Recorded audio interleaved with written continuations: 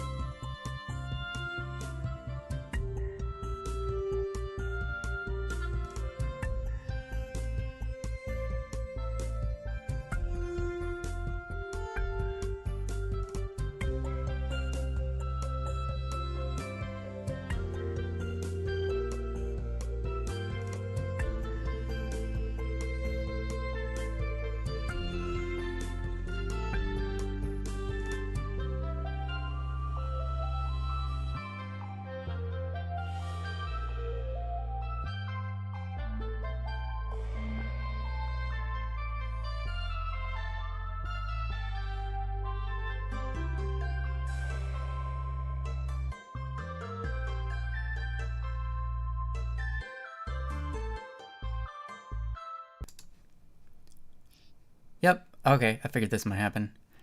We are live. Hi guys. But there's no screen, so they can't see you or me. So I'm gonna have to figure out. Hello.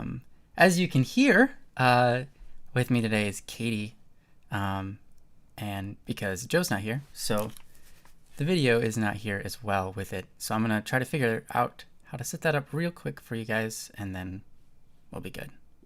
Hi, everybody.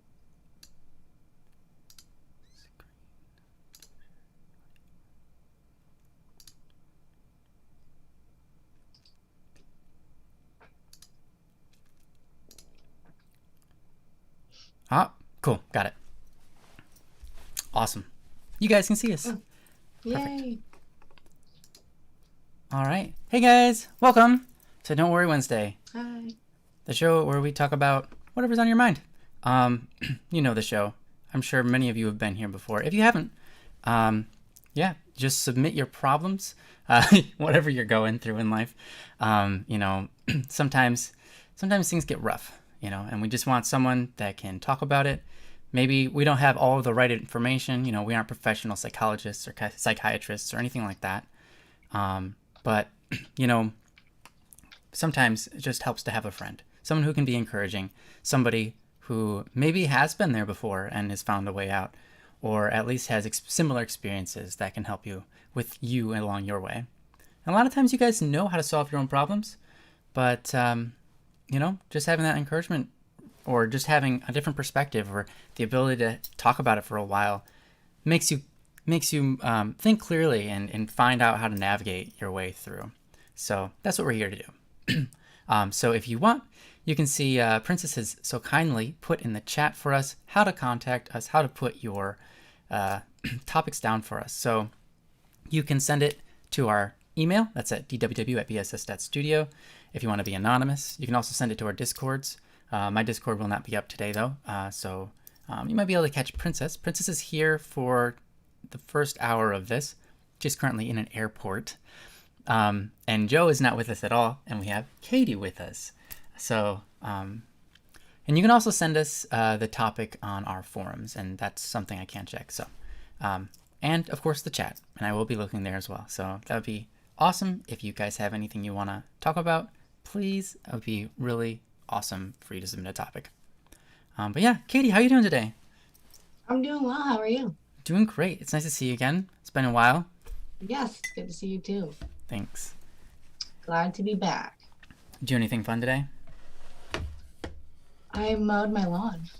Oh, that's a blast. I did. It was a lot of fun. Was it? Picked up walnuts. Oh yeah. Are you Actually gonna eat enjoy them? mowing the lawn. No, I'm not No. gonna eat them. Oh, okay. That's too much work.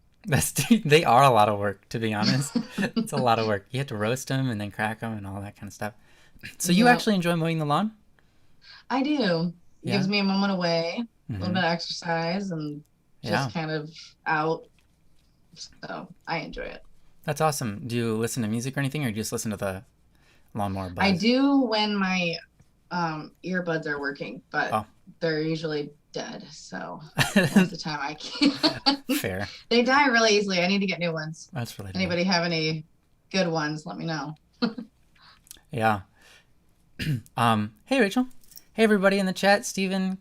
It's great to see you guys. Baka, awesome to have you here. Yeah. What do you say? We get this show on the road. I'm gonna run through this list of names that we have here. And if you're here, please say so in the chat so that we can do your topic. If you're not here, I don't know how you're listening to me, so shut up. We've got Ian Lam, Ezekiel Games, Dracon, LG, Toast, Immature Success, an anonymous person, Amira, Meow, Stephen, and Baka. Perfect. I can see already that both Stephen and Baka are here, which is great. Thank you guys. I have one that's... Oh, okay. Never mind. Yeah. I'll give everybody a moment to... Okay, moment's over. We're gonna do Stevens. Yep, that's right. That's how I did it. You guys had your moment to talk in the chat. Oh, hey, Steven. Hey, Steve. You guys are both here. Steven and Steve. That moment was fast. Come on. You guys know the drill. You knew I was going to ask you to say something, and you guys already said something, so it's all good.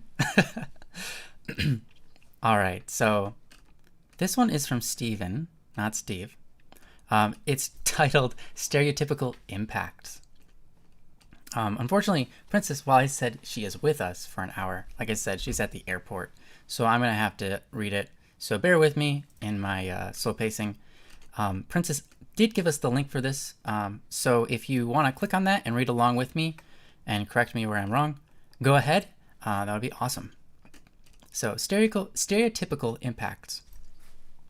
So, I heard Katie was going to be joining us today. Well, there you go. And thought maybe I should do a topic towards gender to get a perspective of both male and female, and of course, all the other people in the chat. So, what better topic than stereotypes? They impact both male and female in different ways due to different gender roles. Gender roles come in many different forms, and because of this, people are impacted differently. Now, there are many problems when it comes to stereotypes, so that's gender roles. To me, the two most problematic are stereotypes are offensive to certain groups of people, and stereotypes have the power to influence people around them. This can very much become a problem when, say, a kid sees a stereotype and thinks that based on how the stereotype acts, they should act like that too. Towards males, they were depicted as heroic, strong, and the person who goes and gets money for their family, while females were the damsels in distress or the housewife responsible for taking care of the kids and doing housework. There are a lot more stereotypes, but I feel like I listed enough to make a point. This isn't even recent either. Fairy tales and other stories that were popular way back when also depict a lot of the characters like this. That's part of the reason why, throughout history, genders were treated like this up until fairly recently. It's obvious that gender roles and stereotypes have an impact to people, especially growing up, which then go on to teach the next generation the same thing. Now, with that all said, stereotypes are still used to this day. I'm curious on your guys' thoughts on this, about how you experienced gender roles and how they impacted you guys, how you may have overcome those impacts, and your general thoughts on stereotypes and gender roles as a whole, and whether they should stay or not. Because to me, I'd say we're better off without them. But yeah, enjoy the topic. That's from Steven. I like this one. Yeah, this is a lengthy one. Thank you, Steven. This is a lot of questions, but basically one broad stroke, gender roles. How do they impact us, and what do we think about them? Fantastic. Again, great topic, Steven. I like that you're coming up with these topics recently.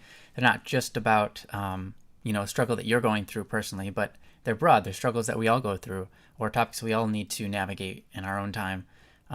And I am lucky enough to have thought about this type of thing before, and I'm sure Katie has as well. Especially, I think that it's more impactful for females than it is males, because they tend to get the short stick of it a lot of times.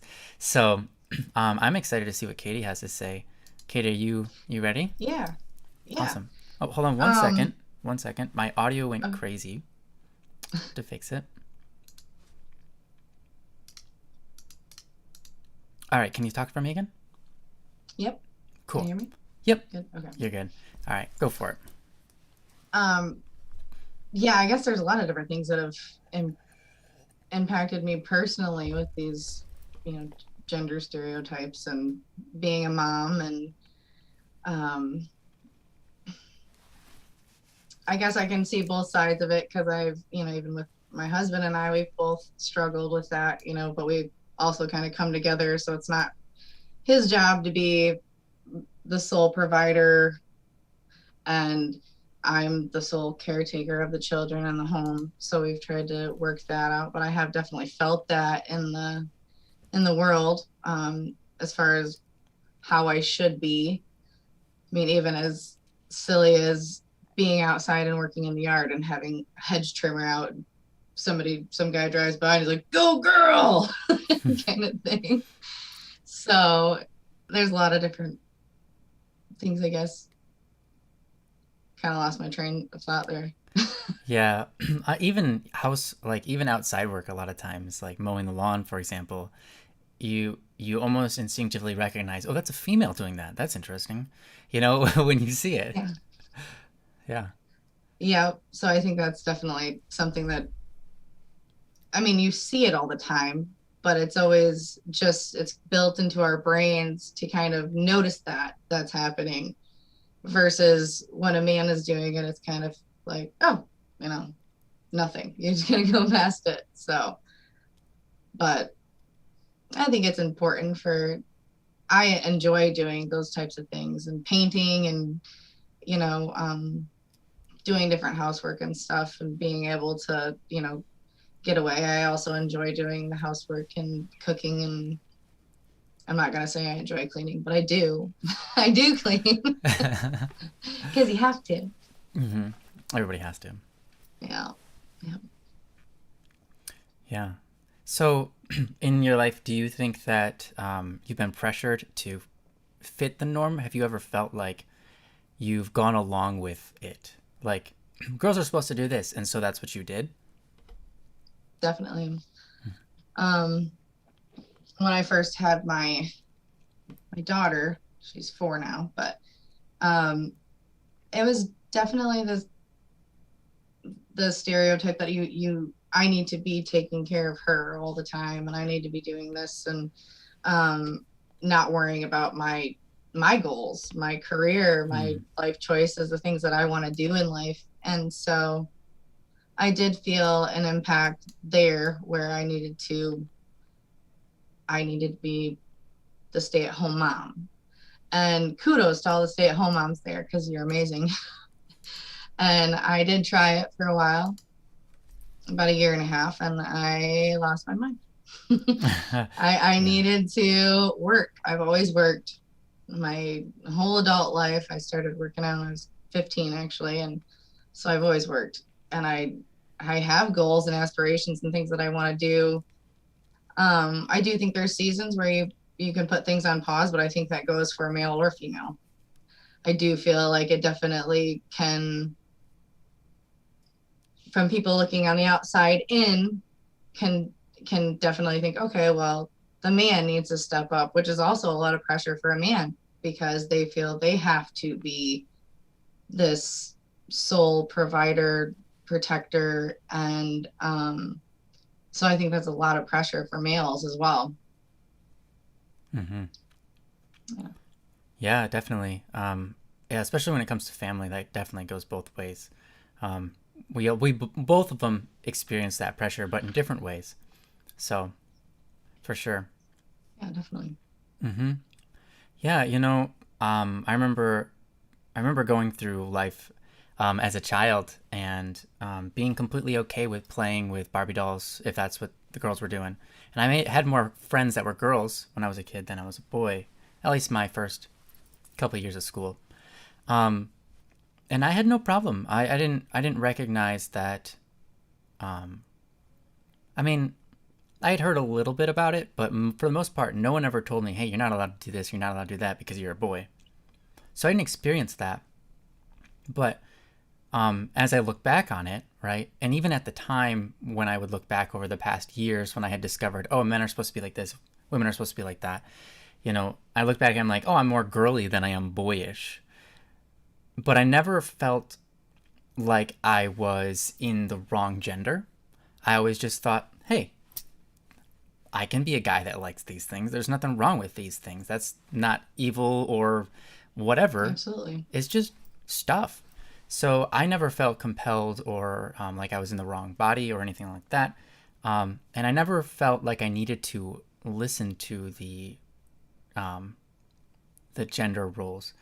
The only thing I feel like I guess it's not really pressured, but the only thing I feel like is a gender role that I have to, or I should, is the chivalrous kind. Like, oh, I'm the man. I'm supposed to be the one that goes around the car and opens the door for her. I'm supposed to be able to, pull out a chair for her. Those type of things that are chivalrous for my girlfriend or wife or whatever. I think those are very good standards, and they are about taking care of the one you love. I don't think it's if I saw a girl doing that for a guy, I wouldn't even like question it. I'd just be like, that's a nice girl. She's doing nice things for him, you know? And so, Definitely. yeah, I think that you're onto something. I think, Stephen, that a lot of the stereotypes are really unnecessary and they don't help us. They really more so separate us. That's true in politics and many things. Um, when you put people into different categories, they feel like they're supposed to attack each other. Oh, I'm this party and you're that party, so we're not supposed to get along, and so we don't.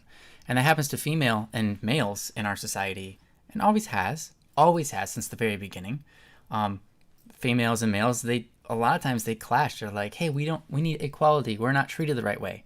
Both sides feel that way in different things, and it's a lot of times because we are different. And so we feel that natural desire of like, hey, I should be treated fairly. Just because that person's, different than me doesn't mean that they should be treated this way and I should be treated the other, you know. But at the same Absolutely. time, I think it's important to discuss perhaps that men and women are different. Some things aren't necessarily, well, they are stereotypes, but they're good that they're stereotypes. There are certain things, like, for example, men and women oftentimes experience things differently or speak differently. And this comes to, like, for example, when a female, it's a stereotype, but most of the time, the female gender, when they're going through a problem, they have two instinctive things that they do. One, go for a walk or a run or exercise or whatever. That's a really good instinct. Men, they don't have that instinct. Some of them do, but most of them don't. And the other thing is when they're having a problem, they might go to someone and start talking about it. But it's different because a lot of times females, when they want to talk about their problems, they want to express themselves and get their feelings out and be agreed with and get all of that stuff out on the table. They're not looking for someone's advice. Whereas men, a lot of times, when they're talking to someone about their problems, they're looking for advice. They're looking for someone to tell them, hey, this is what I want from you. And another interesting one that's a stereotype is paying for something. If you are at a restaurant with a bunch of girls versus a restaurant with a bunch of men, someone comes to the table and says, "Hey, who's going to pay for all this?" The men will tend to work it out differently financially than the women, and it's very interesting the way if you just like watch the table and how they interact, you get completely different things. And of course, there's stereotypes, but we have those stereotypes so we can understand each other better, not so that we can pick on each other, but so that we can understand and say, okay, this is how your brain works as a female, or this is how females tend to operate, but not all, right? But this is how females tend to operate. So that helps me coming into this relationship with you, knowing that chances are, if you're explaining a problem to me, you don't need me to give you advice. You need me to listen, right? And would you agree with that? Yeah, I definitely think that is because for my own experience too, a lot of times if I'm expressing something that's going on in my life or something that's troubling me, I I just want somebody to listen. I don't want, if I'm talking to my partner, my husband, I don't want his advice usually.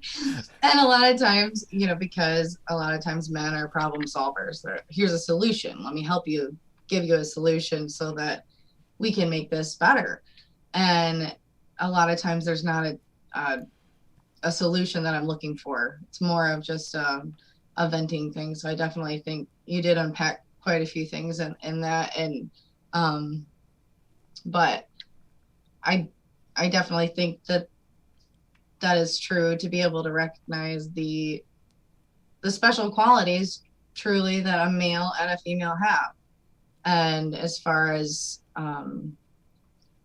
opening doors and being chivalrous and doing those types of things. I think it's important for both people to have the same mutual respect for each other, Hmm. and doing those types of things, it can be perceived as, it's a respectful thing if a man opens the door. For me, it's also if I'm walking out of the store and I open the door for a male as I'm walking out, that's just a nice thing to do. It's the polite thing to do.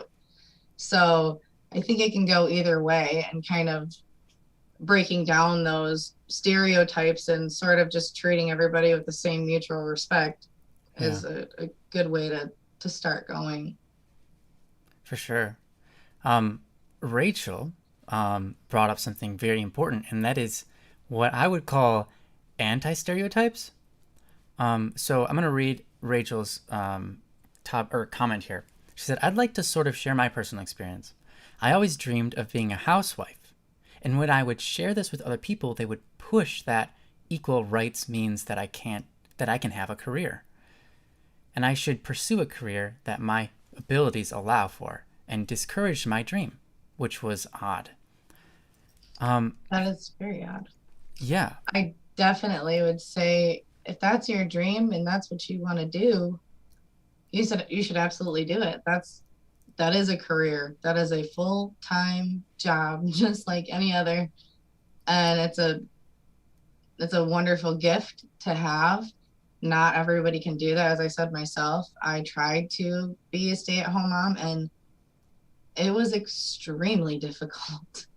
It's a full-time job, and I think that a lot of people don't understand that. They look at it, well, you stay at home, you're not doing much. yeah, no, No, you're doing a lot, 24 hours a day. it doesn't end. So it is a honorable and amazing gift to be able to do something like that. So if you're able and that's what you want to do, I think you should. Yeah, yeah, absolutely. Yeah, it's kind of interesting. We live in a society where it's like if you want to do the norm, like not the norm, I should say, if you want to do what would be stereotypical as a female, like, like, hey, I want to do girly things. Suddenly, or I want to be a housewife, people are like, you don't have to be, right? Like, it's like, I Like want it's to a bad be. Could you thing. shut up? It's like, it's not a bad thing. These, just because it used to be a stereotype and now people hate it because it was a stereotype, that's not an accurate reason. That's not a good reason to hate something. It's not a good reason to hate something just because it used to be that way and now that's just being too liberal, Yes. right? You want change just because you want. I mean, there's a sense of being too liberal and a sense of being too, uh, what's the word, conservative, right? Or you need a balance. But I wasn't trying to be political, but just saying, like, when you want to push change so much so that you deny the good things of the past, I think that's silly. So we live in a society where women are forced to, how do I say this, jump on the bandwagon of being anti-male or anti-stereotypism. And I think that's interesting because I think there's some fruitfulness in that, right? We should have women with their whatever job they want, right? We should be able to allow them to do that. And that's something they had to fight for. And I think that's great that they fought. But at the same time, doing the other things aren't hideous, right? So, No, yeah. absolutely not. And I think it's different because I guess you can take one bad experience or 10 bad experience that you've had with for a woman with males that have silenced you and shut you down, not let you in leadership roles, kind Hmm. of held you back from those types of things because you're a woman, but they would allow somebody more underqualified type thing. So, but that's not every male. That's definitely not. And, it's a person. It's a person that has an issue just like any other with stereotypes, not even related to gender. So there's just a lot of things to consider, and not hating an entire gender because you had a bad experience with one person who Mm-hmm. maybe has some issues they need to deal with, and keep moving on and keep pressing forward and doing what you need to do. because I think to an extent males have, that same kind of issue, those same kind of issues in different ways, Mm-hmm. as far as having to, having the pressure of being, the man and the powerhouse and, that kind of thing too. I think everybody's different. So, Mm-hmm. Yeah. I mean, luckily, I never felt like I was pressured by any of it. Um, you know, the only thing in society today that's interesting to me is that I'm a white male, and so I'm the one that everybody on the media that wants to pressure the whole aspect of us versus them type of mentality, right? Like racism is us versus them, sexism is us versus them, etc. I'm a white male. So I'm the majority in America and the man, which is just naturally hated. Um, but I don't actually ever feel that way. You see, media broadcasts this out and they make a whole big deal of like, oh, you have privileges, white male privileges, right? All these kind of things.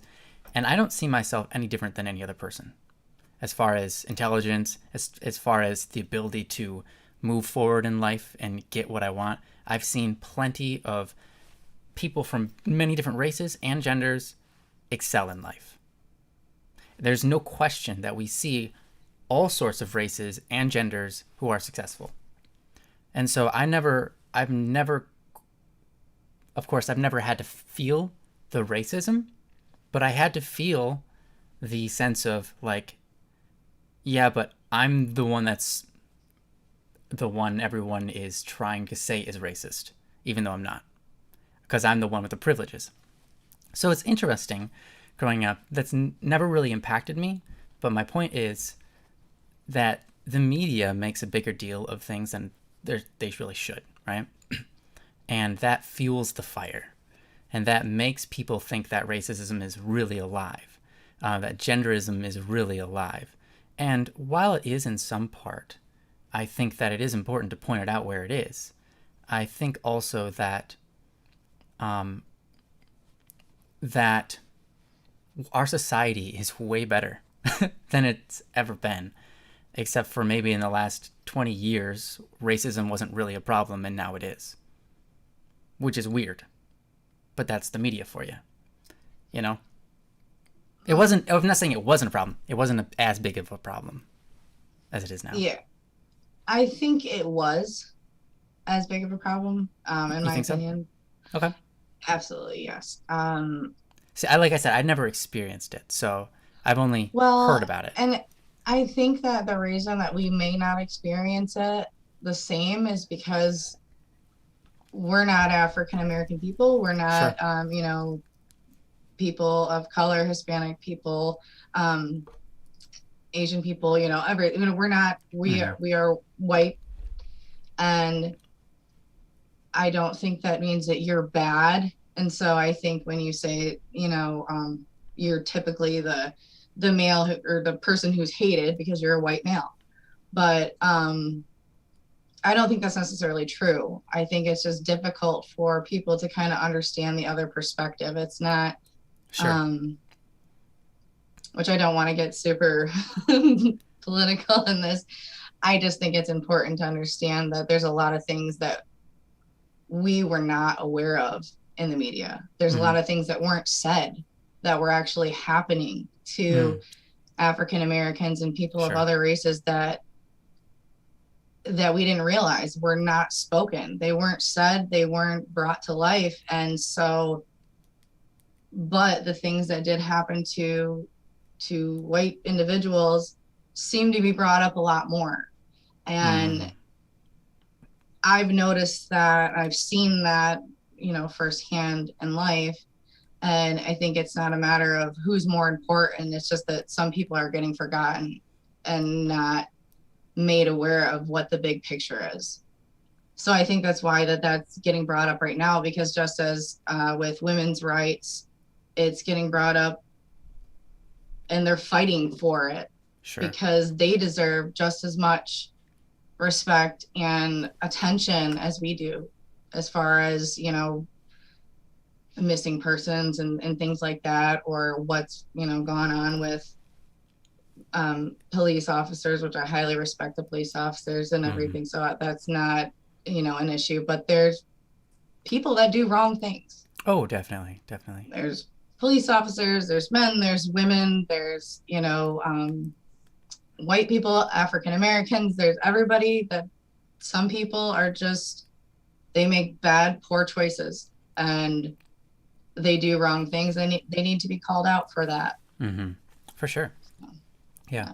My point was like basically that even though I'm the one that's supposed to be like the picture everybody is against, I've never really felt that way.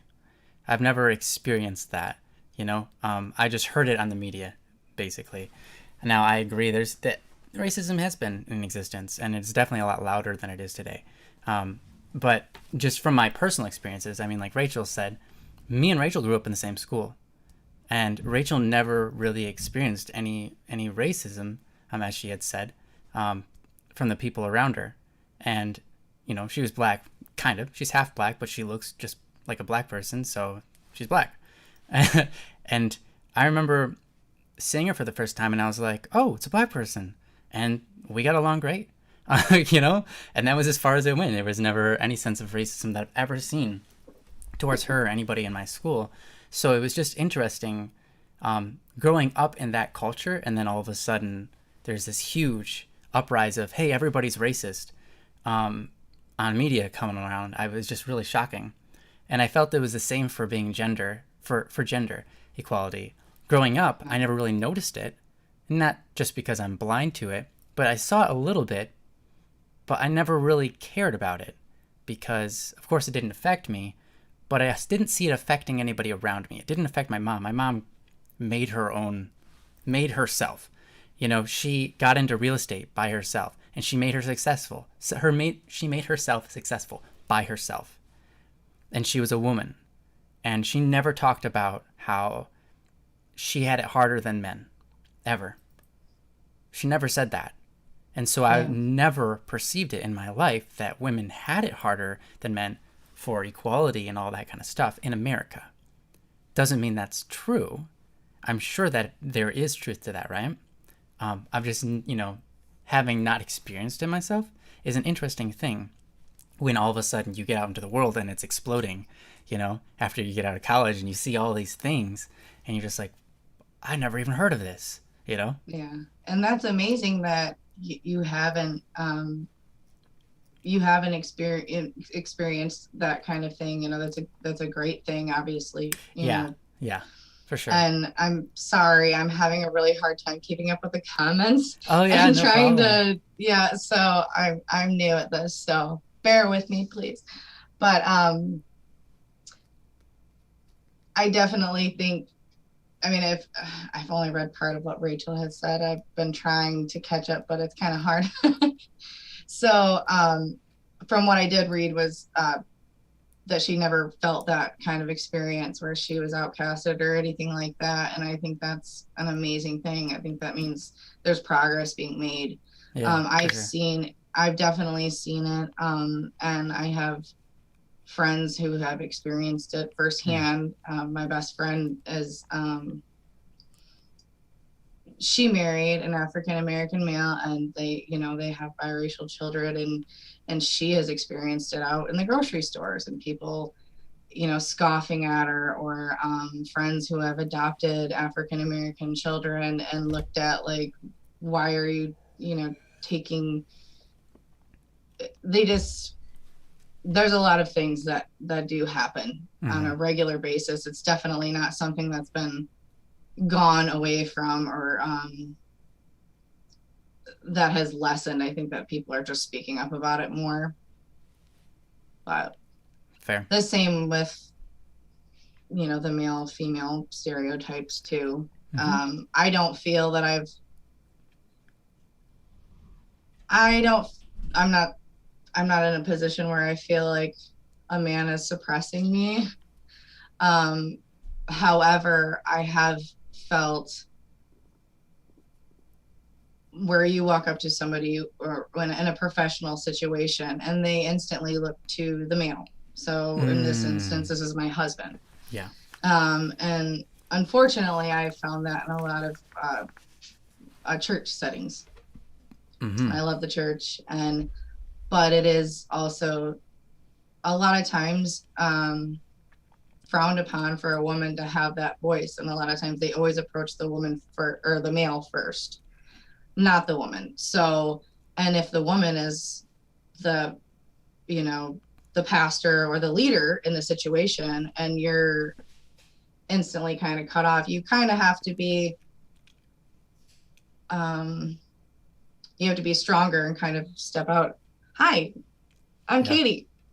Yeah, no, I'm going to talk to you. This is my husband, or, this is, and kind of just break that barrier Mm-hmm. and not be afraid to do that in a Yeah. respectful manner, of course. But, Yeah, that's very true. And I think that at that point, it almost falls upon the man to say, to recognize it's happening and redraw their focus back to you.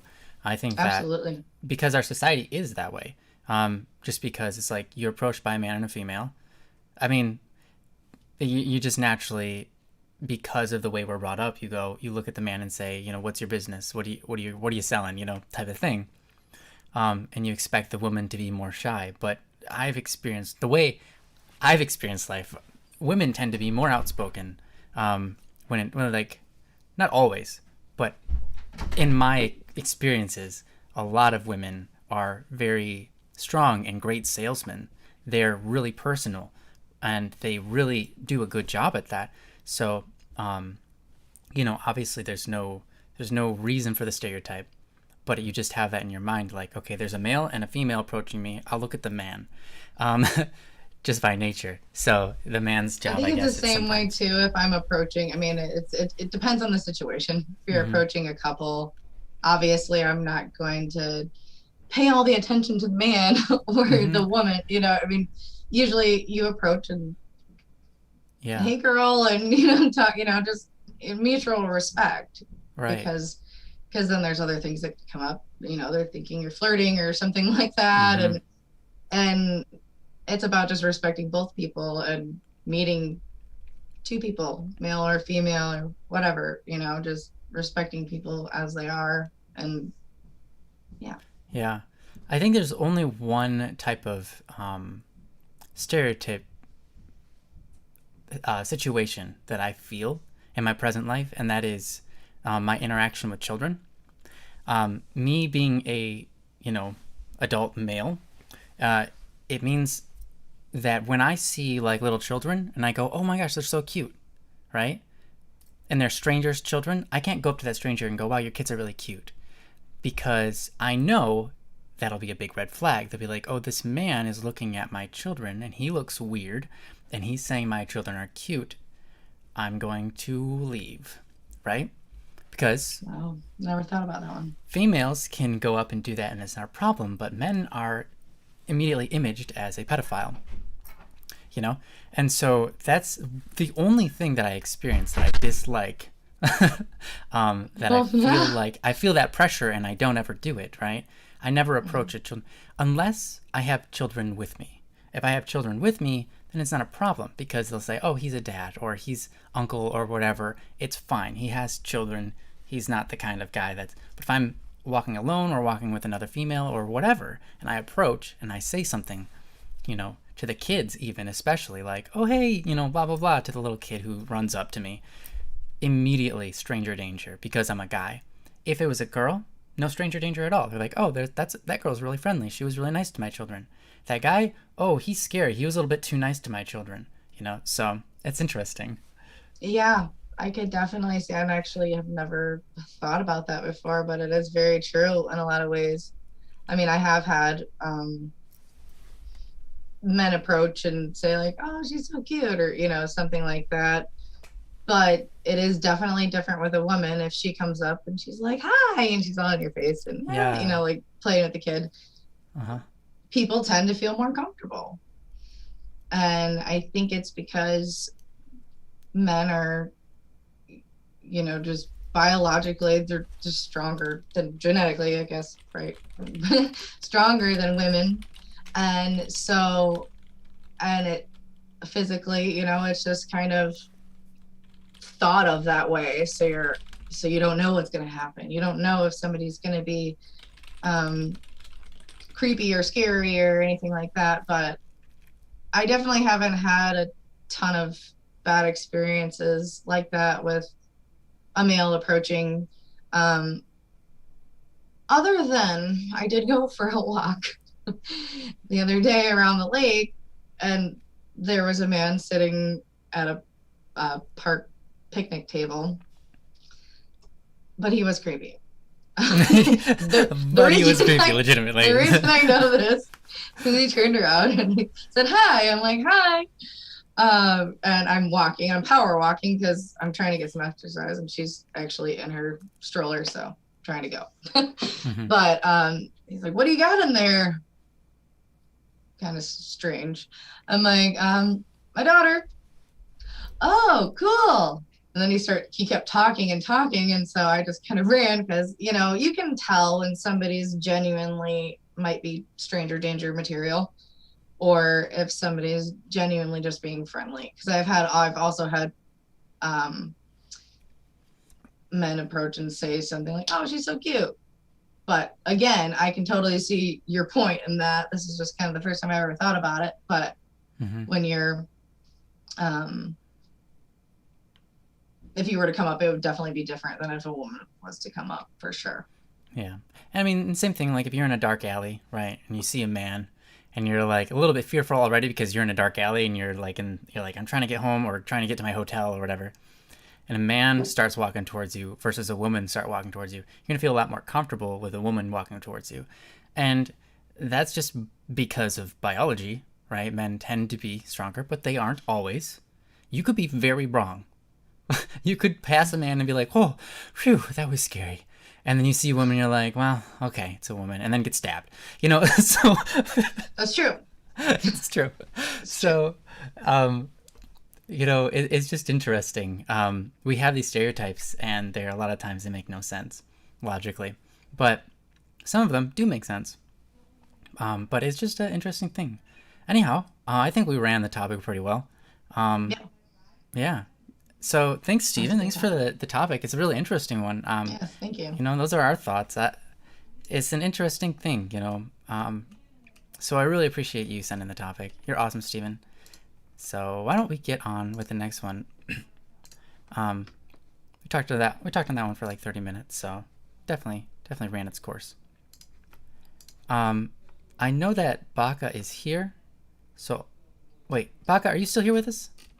If you are, let us know. I'm going to run through the list of names, just in case anyone is here. So we got Ian Lam, Ezekiel Games, Drakon, LG, Toast, Immature Success, Anonymous, Amira, Meow, and Baka.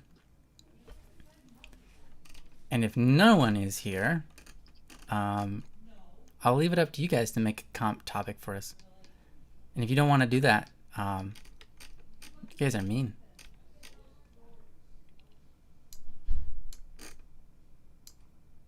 Awesome. Baka's here. Cool. Perfect. I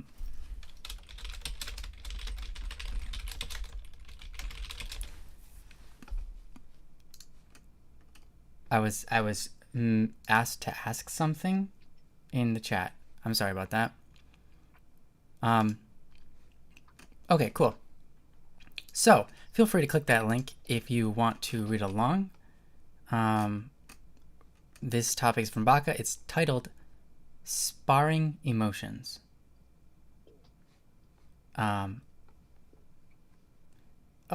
Harmony, do you have a topic? I'm just curious. If you have a topic, for some reason Princess thinks you do, or that you might, write it out in the chat, and so that we can get it written down for you. That'd be awesome. Okay, so Baka, Sparring Emotions. It reads as follows. The past week I've noticed I have had a lot less leeway with my anger. Half the time, I don't know why I'm angry, and just kind of snap at people. And when I know I'm angry, I just don't want to be bothered. But when I realize that I'm angry yet I don't know why, I make a very weird laugh. It's not until after it happens that I look back upon it that it makes sense. Sorry. It makes me feel. Okay, let me just try that sentence over. It's not until after it happens I look back upon it. Makes me feel awful that I just snapped at someone for no reason. It feels like my anger versus guilt and anxiety going back and forth. I want to stop this awful experience, but I just don't see how. Baka. Yeah, that definitely sounds rough. It's interesting when we're sparring or battling our own emotions, and then we have emotions because we're doing that, and then we do. It's like, it's weird. Like when you do something bad and then you have guilt for it, and then you hate that you feel guilty, that you feel bad that you did something, and so then you have hate, and all of this sort of thing spirals out of control. And I think it's really easy to experience that and to have that happen, especially when you don't know why it's happening or what's causing it. You know, I know that so many times in my life, when I'm bothered by something and I don't know why, just taking a moment to figure out, what am I upset about? What's the root of this? And when I finally figure out what it is, poof, all the feelings go away. Like that anger pent up, maybe not all the way gone, but like there's a release. And I feel relieved that it's not as strong, right? And so I can relate to what you're talking about. And I hope that we have some words of wisdom to help you through this. Anger is not something I deal with a lot, but I do. hopefully, awesome. Hopefully you do. Not that I wish anger upon you, but Grr. anger isn't No. a bad thing. So take it away, Katie. No, I can definitely relate to this. I deal with anxiety and depression too sometimes, and I notice that if I'm not taking care of myself and doing the things that I do to make sure that I'm centered, I can get into a very bad spiral. And, for instance, even if my mom's talking to me and plans change and she needs me to do her a favor and it didn't work out in my planning, and I'm in this state of everything's ticking me off and it doesn't matter, I explode. And nobody deserves that. I know that they don't deserve that. While I'm doing it, I'm thinking, stop talking. But you just get so angry and you can't push it down. I've definitely experienced this several times with different people, and it's a struggle, but it's also what I've done that's helped me is when I notice that I'm doing it and other people are noticing that that's happening, I've given people the freedom to say to me, hey, you're going there, I feel mistreated, and I have to take that into consideration that they don't deserve that, and try to correct my behavior and figure out what it is that is bothering me and what it is that I'm not doing for myself that for some reason is triggering me to have these flare-ups of anger.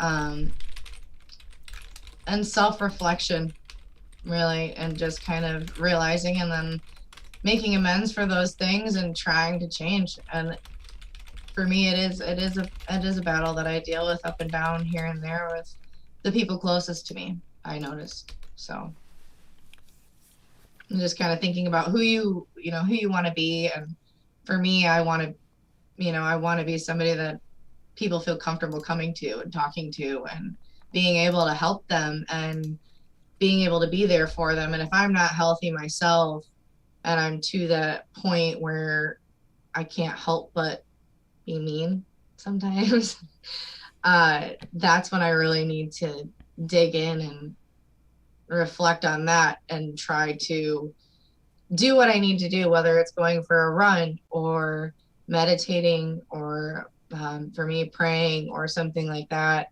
That is something that it helps me to work through it and come back to the person that I know that I can be, and the person that I love about the things that I love about myself. And I generally find that it's something that I'm angry at myself for. Um, at least that's what's happened with me, is that I've noticed I start getting really angry and short with people, and it truly stems from something that's going on within me that I'm not happy, that I'm lacking in, that I'm not taking care of, that I'm not doing for myself. And I know it subconsciously, but I I have to take those steps to do those things about that in order to be a better me. So, Yeah. Yeah, that makes yeah. sense. It is interesting. Sometimes you get angry and then you're angry that you are angry. Cuz it's like, I shouldn't be angry right now. You get so mad at yourself, and it's easy. I really like that you said sometimes it's something with yourself. Sometimes it's not something that happened in the world around you, but sometimes it's just yourself that you're angry with, and that's tough because when that happens, it's hard to justify that you're angry or try to justify what you did, or sometimes even hard to recognize, what you did. Um, it's a very very tough struggle. I think that, like you said, the best thing to do is recognize it, right, and start working from there and going, wait, I don't want to be this person, and so all you can do is try. You know, um, Baka, I'm not a therapist or a psychologist or anything like that, and obviously we've recommended a few times you can go see one. I think that would be fantastic. They're gonna know more about this than I do. But if you're feeling angry a lot, um, then there's definitely something going on. You might have a chemical imbalance going on, right? If you're just angry and it seems like for no reason at all, or the fact that you can be angry so often, in fact, is a little bit odd, right? Um, and so, and not that you're a terrible broken human being, but there might be something off chemically in your brain or in your thyroid or whatever, you know? So I would definitely get that checked out. I'm not an expert on that sort of thing. I don't know, psychology and things like that and how our body behaves with that type of stuff. But um, yeah, That's definitely something I've done too. Is I've seen therapists for many years, and sometimes I had to try different medications and stuff like that. And but a lot of it was just kind of recognizing where I'm at, and um, it's different for everyone because I did have a chemical imbalance. Well, I do probably, but I'm not currently on medication for it, thankfully. But it works really well for a lot of people, and it's not something that is you should be ashamed about, or even just seeking therapy. I think, my personal opinion, everybody could use some therapy, um, because it's just good to have an unbiased opinion. And a lot of times we hold on to things from our past, maybe past traumas or things that happened to us as children, um, whether it be bullying or worse, lots of different things. And if you never truly deal with those instances, you're kind of stuck at that place in life, if that makes any sense. I've noticed that to be true for me, that something will trigger me, and it's usually related to something that happened many, many years ago that I never dealt with and put in its place where it needed to be and let it go. Um, and I'm always a work in progress. I think we all are. We all should always try to keep working on ourselves and um, getting through all the things, life and the struggles of the human. There's a lot of things that affect us all. We all have hurts and issues, and it's always a good thing to seek professional help too. Mm-hmm. So Yeah, yeah, for sure. So, I don't know if Stephanie's in the chat, but she has medical history, like 20 years of it. So, if you have anything you want to add to that, feel free.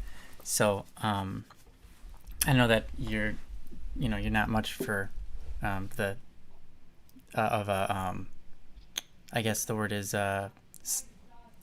psychiatrist. Psychiatrists are people who hand out medicine for your brain to function correctly or figure out what's going on with you. As whereas a psychologist is someone who is more of a therapist. They ask you to, sit in the room and talk to them. Psychologists will tell you to do different exercises that are brain exercises. Psychiatrists are designed to give you medicine. It's very different fields. But anyhow, yeah. So if you feel like you're angry and it isn't justified, Baka, if you feel like there could be something going on chemically, and if you haven't had yourself checked out yet, I would recommend it. And I don't know what financial situation you're in and all that kind of stuff. I understand it can be hard, but I would look into it because it's worth it. It might cost a little bit of money, but it's worth it if you can, get a hold of yourself and feel better, right? It's worth it because the point of money, the point of money is to use it for good, and you feeling better and you being less angry is good. So spending your money on that is worth it. So just think about that if you have the opportunity. And if you haven't had the opportunity yet to go see a psychologist or figure out if there's something chemically wrong, I would strongly recommend doing that, because that's my best. That's the best advice I can give you, Baka. As for the other side of the topic, hold on real quick. Let me go to it. Snapping at people. What I do, if I snap at somebody, I'm appalled at myself because I never do that, And if I were to do that, I would be so appalled at myself. I could never forgive myself type of feeling, I'd be so mad at myself. And so I totally get it. And, what I do, if I notice, when I wake up in the morning, and throughout the day, I check myself. I'm going, how's my attitude? How am I feeling right now? I think about that kind of thing. And if it's not spot on, I just keep my mouth shut. Last Sunday, I woke up and I was like, why am I in a funk?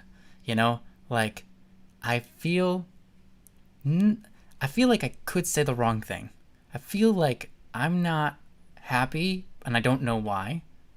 And so my mom was trying to talk with me. She was happy and smiling, and I just I didn't want to say anything bad. I didn't want to snap. And so what I did, and this was really weird for me because I don't experience this very often, but what I did was I just kind of stayed silent and tried to smile and respect her, and what she was saying, and just didn't bring up conversations and just bit my tongue on everything.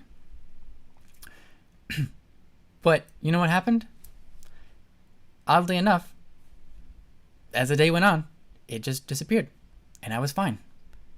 And I think what happened was I just didn't maybe get enough sleep or something. So, Baka, are you getting enough sleep? Sometimes we can be crappy when we don't get enough sleep, and that's weird because I live on the craziest, most weird sleep schedule ever. It has no pattern or repetition. Most of the time, I'll get 2 hours sometimes, and then 8 hours another time, and then it's just wild. But every once in a while, even I can get crabby. So I'm just hey, if I wake up and I feel anger or whatever, I'm just know hey, this will ride over. I just have to give it some time and bite my tongue for now. Be patient with myself. And you know what? I think that if we're in an environment that isn't allowing us to be calm, to be patient, then we need to find that environment. one of the things that helped me was that I went to church and it was peaceful. I didn't have to talk. I didn't have to interact with anybody. I literally just had to sit there and be at peace and listen. And then after that, we went home and actually, after that, we had some food and stuff like that. But already by then, I was fine. And it wasn't until later in the day that I realized, wait, I'm completely fine now. Like, what was up with that episode I was having this morning?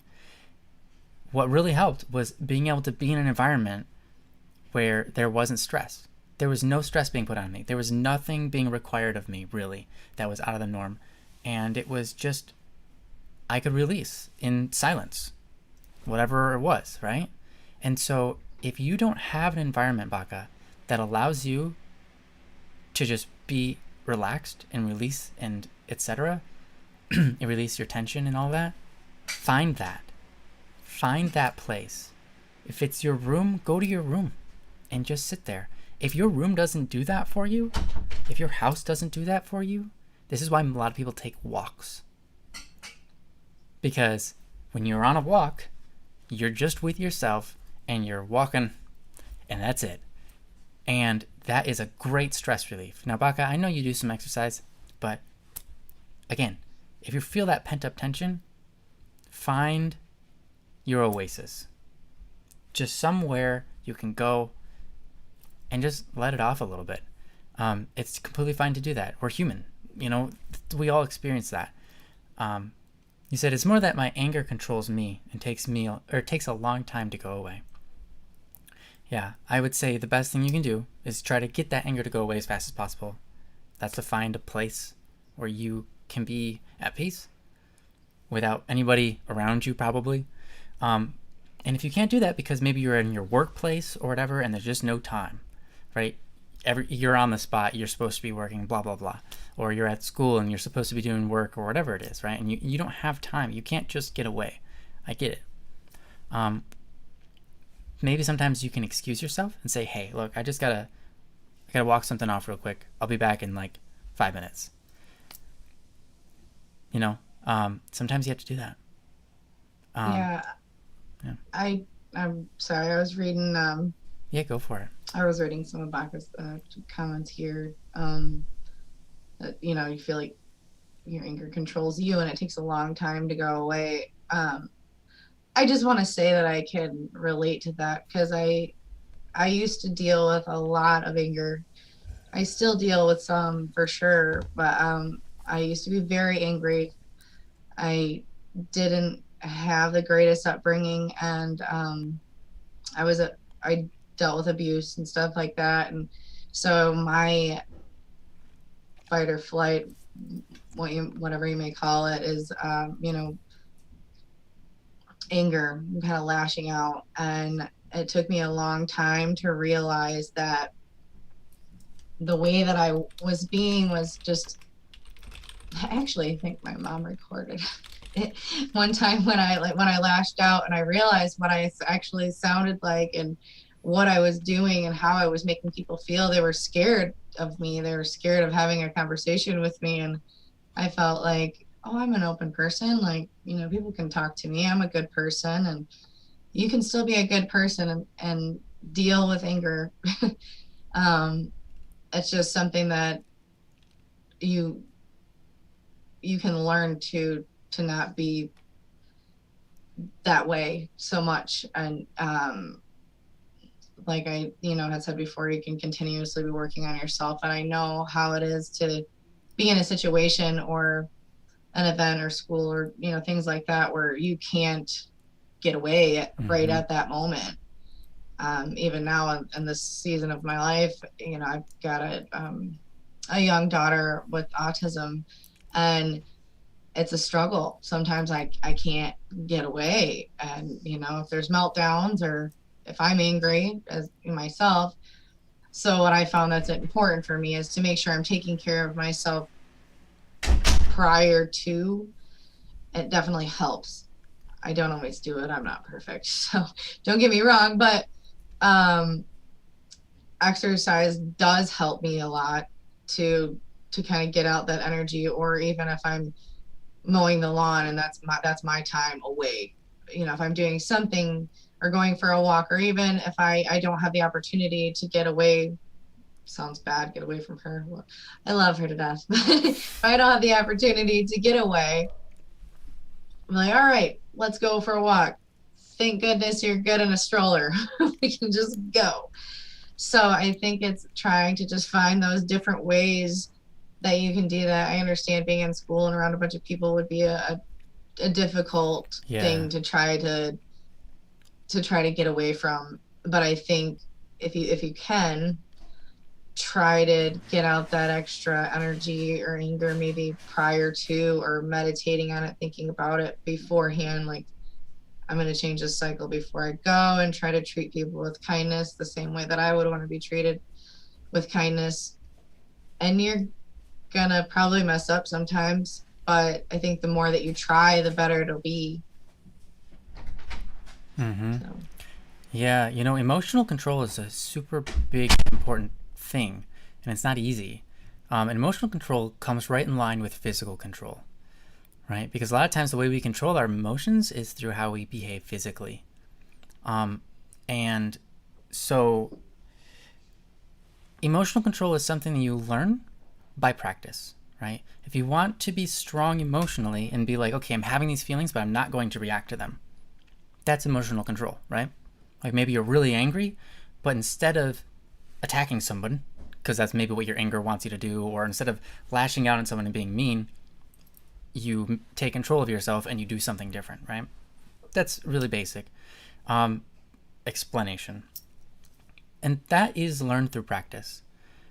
But it doesn't necessarily, it helps to control the emotion, but doesn't necessarily stop the emotion.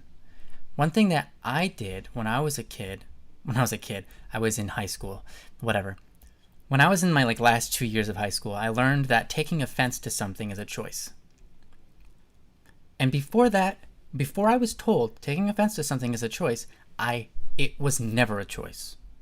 Until I learned that it was a choice, it was never a choice. And after I learned that it was a choice, sometimes it still wasn't a choice. It was a reaction first. But when I came to recognize, okay, being offended by something, I can have control over that. I don't have to be offended. It opened up my mind to that realm in emotions altogether. Now, it doesn't mean it prevents me from feeling joy or from feeling anger entirely. No, but what it did is whenever I felt something I disliked, I thought immediately, do I want to feel this emotion? The answer is usually, no, I don't want to feel that emotion. Of course I don't. Okay, well, what are you going to do? That helps a lot, because if I can ask myself about the emotion before I react to it, and Baka, I think you're already starting to do that, you can ask yourself about the anger before it happens, before you lash out or whatever. If as soon as it hits you, you're like, wait a minute, I'm angry. Do I want to be angry? No, I don't want to be angry. What am I going to do about it? Doing that really helps a lot. It's helped me in so many different scenarios in my life.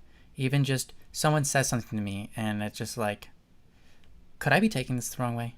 I need to talk about this, right?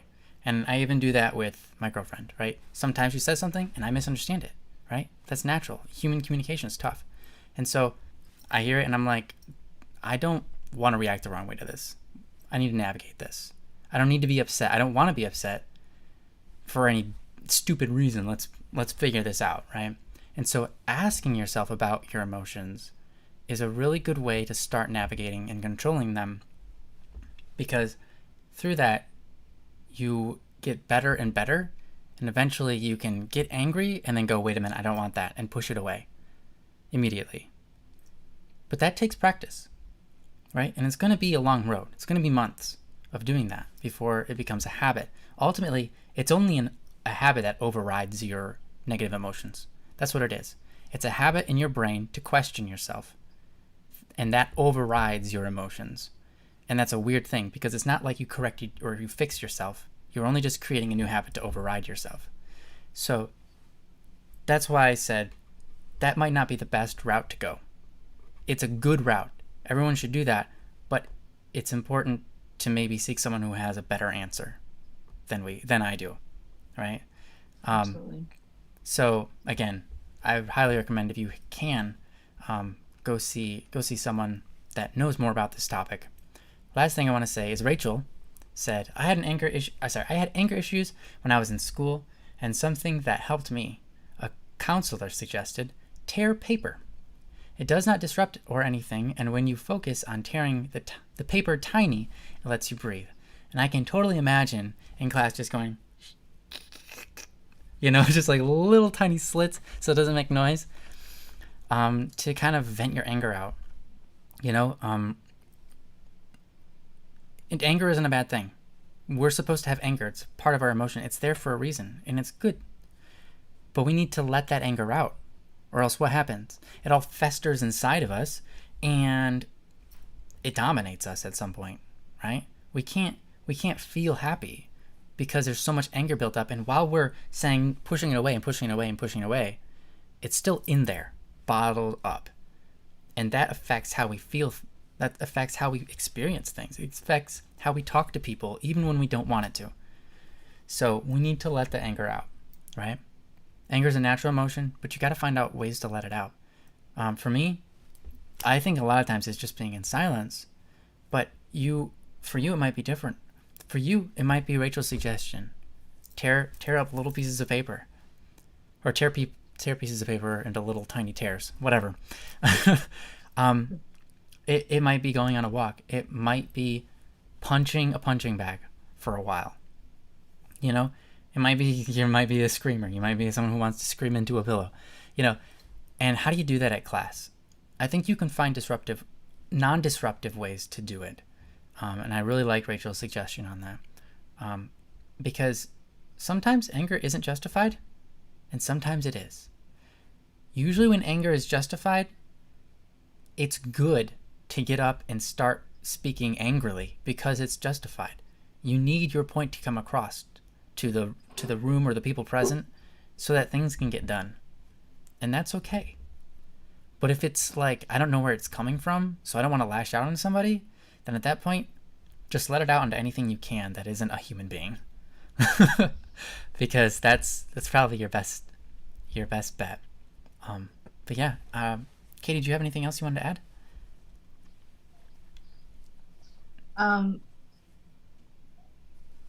No, I think just to kind of tag onto what you said, I definitely think it's a good thing to, find that thing that you can do that maybe non-disruptive if you're in those types of situations, and some way to release it, because there is a way, and it's just going to be particular to you.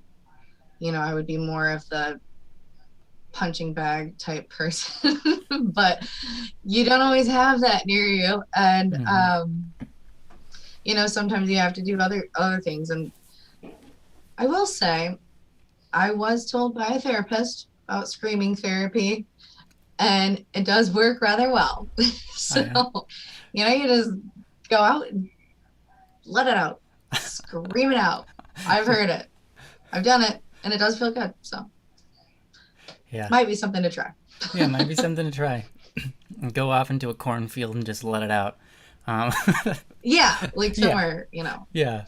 Actually, I've seen people do scream therapy. That wouldn't work there, but yeah, I've seen people do scream therapy in the wrong places. Like I remember walking down a street one time in like a crowded area, and just someone is screaming like something bizarre, and it's like, whoa, I guess let it out, but wow. Yeah. Like you see they're talking to no one, they're just screaming their head off. You're like, dang. It would be really weird to see, but it's pretty cool to do. Yeah, all right. Yeah, no shame. Yeah. Awesome. Well, okay. Thank you so much for the topic, Baka.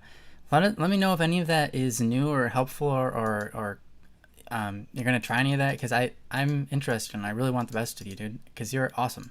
You're awesome to be around, and I didn't know you. I wasn't sure if you were still in school or if you had already graduated, because you have that mature presence about you whenever I talk with you. So yeah, stay awesome, man, and thank you for sharing. And I hope it's helpful. Topic. Indeed. Cool. If anybody else has a topic, if that related to anybody or you kind of thought of something by listening to that, please feel free to share. We have Harmony's, but I know that Harmony had to go. So, unfortunately, we will not be able to do theirs. Harmony, I'm just going to ask, Harmony, are you here? If you are, I don't think so. You did say bye. So, I'm going to run through the list of names. If anyone's here, please say so. We've got Ian Lam, Ezekiel Games, Drakon, LG, Toast, Immature Success, Anonymous, Amira, Meow, and Harmony. Okay. Princess says that. Oh, Meow's here. Okay. Harmony's was time sensitive, so it might be worth doing if no one else has anything. Princess, do you have any way to contact Harmony to say, hey, check it out before you go to school or whatever? Or I guess check it out sometime soon. Rather, it doesn't have to be, obviously, before he goes to school. Princess, do you have contact with her outside of this show? Do you know? You have an idea, but no guarantee. All right. I'll go with your recommendation. Meow, it's awesome that you're here. You're here, like, all the time. So, I'm sure that you don't mind if we do Harmonies. Am I correct? You are technically first. If you need us to do yours, if yours is time sensitive, Meow, we can get to yours instead. I'll leave it in your quarter. Okay, thanks, Meow. You're awesome. So this one is from Harmony. It's titled School Threat. You guys probably already saw it. It was typed in the chat for us. Princess just gave the link, so if you want to read along, feel free to do so. Go ahead, and it reads as follows. So guys, I was online schooling today because of a threat, and I have to go to school tomorrow. Have you ever had a school shooting? Well, I don't really know what the threat is, but there was a threat in the girls' bathroom stall. We online schooled today, but tomorrow we all have to go back. And that's what she wrote. Yeah. Personally, I do have some experience.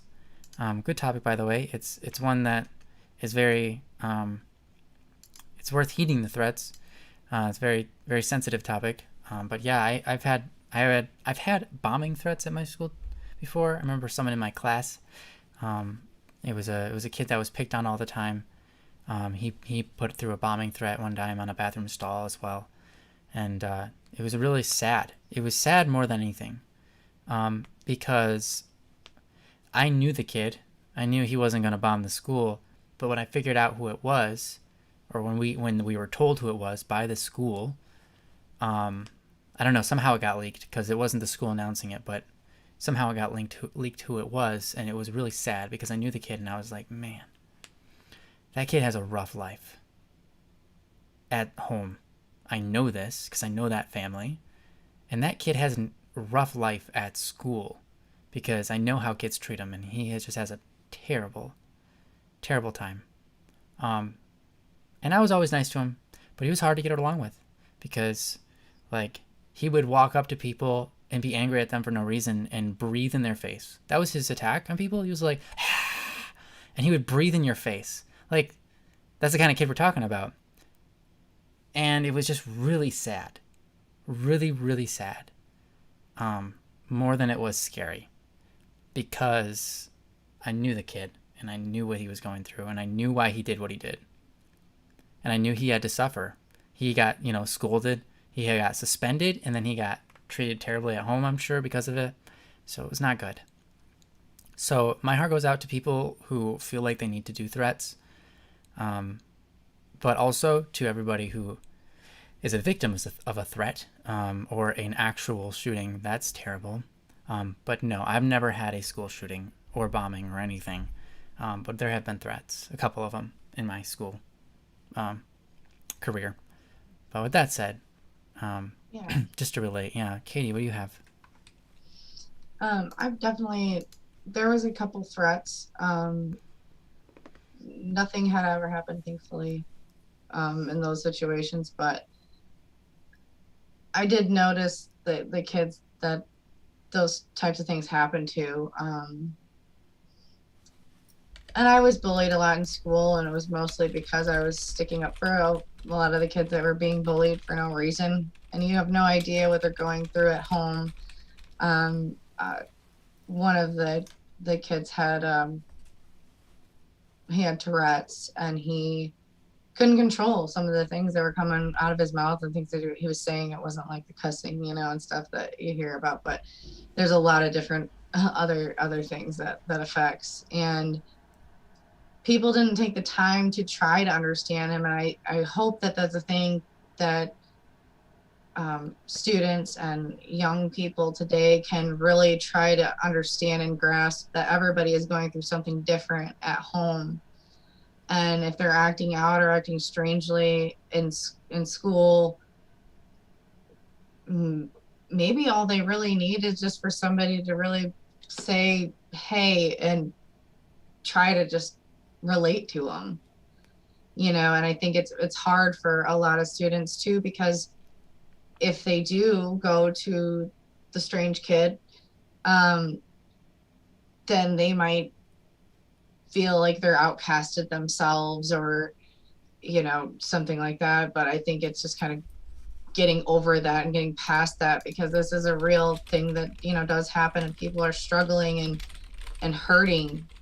And to just have somebody to reach out and be friends to them, and or just try to have a conversation, sit with them at lunch, or just say, hey, how you doing, you look great today, giving them a compliment, regardless of what they're going to say. If they're hard to deal with, or they do strange things or say strange things, just, hey, you're awesome, high five, something to that effect.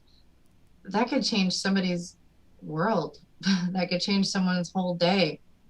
You don't know how many people may have said something negative to them, or if they're at home and all they're hearing is negative things about them, or negative things in general. You just don't know what someone's going through at home. Mm-hmm. So I would just encourage everyone to just try to be as nice as you can to everyone, and not excluding anyone, because that's a huge problem. That's why these threats happen, and shootings and stuff like that. It's so unfortunate and sad. And I hope and I pray that nothing does happen. I wouldn't worry yourself over it. I feel that if the school is already aware of the threat, they're taking all the proper precautions of that. In my opinion, I don't know for sure, but I would imagine with the world today that the school would need to be taking every precaution. And if you feel comfortable, or if you don't, then that's something that you can decide with your parents or whoever, yourself. Mm-hmm. Yeah, I mean the schools. I mean, we live in a world where there are school shootings and stuff like that, and so the schools do have to take that precaution. But if they don't, it's totally fine to stay home from school that day and just be like, look, I'm not going to school if there's a threat. Like, you have to take your own life into your own responsibility sometimes. You don't have to do the things, you don't have to go to school just because the government makes you. You have the right to say no, no thanks. So if anybody ever experiences like you're being forced to go to school that day but there's a threat, you don't have to go. If you're legitimately afraid, don't go. It's better to be safe than sorry, right? In this kind of scenario. Right. That said, as Rachel and Baron were saying, my school had like a bomb threat like every other month, or a shooting threat or whatever. Our school was rarely ever canceled because of it, because we had so many. As Rachel was saying, she remembers going to school and them digging through our bags at the, like, when you would enter into the school, we were going through metal detectors, and then they would pull out our bags and look through them, and things like that. And we were this small hodunk school, like in the middle of nowhere, it feels like, compared to most, especially compared to a city. But we never actually had anything bad happen. So I started to feel rather kind of comfortable just being like, yeah, there was another thread. Yeah, there was another thread. Who cares, right? They're always just Working threats. Who's exam actually today. going to do something like that? That's ridiculous. But yeah, I really like your approach, Katie, because it's true. You know, a lot of times we're too anxious, we're too worried about what the other person's going to think if we say something nice to them. But if we're actually just genuine, find good things about someone, a stranger, at a lunch table, we don't know them, whatever, and just say something nice to them, you don't realize that you might have just stopped a threat or an actual shooting. Because there are some people who no one does a school shooting, no one does a bombing, no one does any of those threats if they're not a person who just feels like an utter outcast and just there's a lot going wrong in their life, right? If you just reach out to that person and make something feel right, I'm telling you, that makes a huge difference. It makes a huge, huge, huge difference. You don't like, if you've ever been that person, if anyone has ever gotten to experience being that person where like everything in life seems wrong and then one person reaches out to them and makes their day just by saying something nice, complimenting them on their shirt, whatever it is, man, it just makes the world of difference. It makes the whole like week you feel like, oh, I can go to school now. Maybe I'll run into that person again. Maybe I could be friends with that person. You know, and your mind runs wild with positivity because you've never experienced positivity in the last couple of months, you know? And so what Katie said is so true. If we have more people to just reach out to the stranger in the room and say, hey, I like your glasses. Hey, you know, blah, blah, blah. Strike up a conversation. Make them feel at home. Make them feel good about themselves.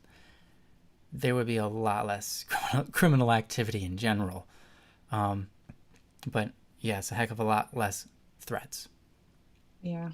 I think it could be a lot different too. Just even something so simple as I remember I was kind of just having a rough week and I was driving on the road on my same route that I take every morning. And I always saw these young, probably middle school, maybe high school, young high school kids or whatever, and they were saying, or they just waved really like smiled and they waved super happy at me, and it made my day. It made my day.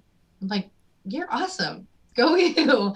It just to just do that. People don't do that these days, especially with the pandemic and everything. I think people are afraid to engage with other people. I felt the same too. It's just kind of weird getting back out into society and and talking to people, not looking at your phone constantly. But for at least for me, it's kind of a habit. You kind of look at your phone and things can get awkward when other people are around.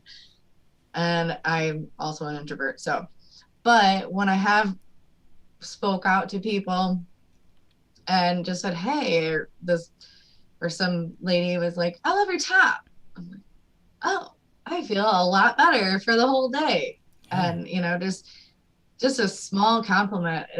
Is that what you It say? just The top? So your I top. Yeah, it was my top, the top that I was wearing. Yeah. yeah, yeah, no, it's funny because the other day I complimented a girl on her shirt, and then my my father, well, my stepfather, corrected me. He's like, I don't think you say shirt. It's a girl, so you say blouse or something, and dress. I was like, I don't know. So he's No, like, you were top, good. top. Okay. No, well, I mean, I think it was kind of like a girl thing. I like your top. Yeah, yeah, yeah. That's Maybe fair. that's the male woman stereotype. If a Who guy says, I knows? like your shirt, I think I would take that just as well. Oh, okay, good. Good. Either way, shirt, top, whatever. Blouse, I wouldn't say that. Okay, okay. Don't say blouse. Got it.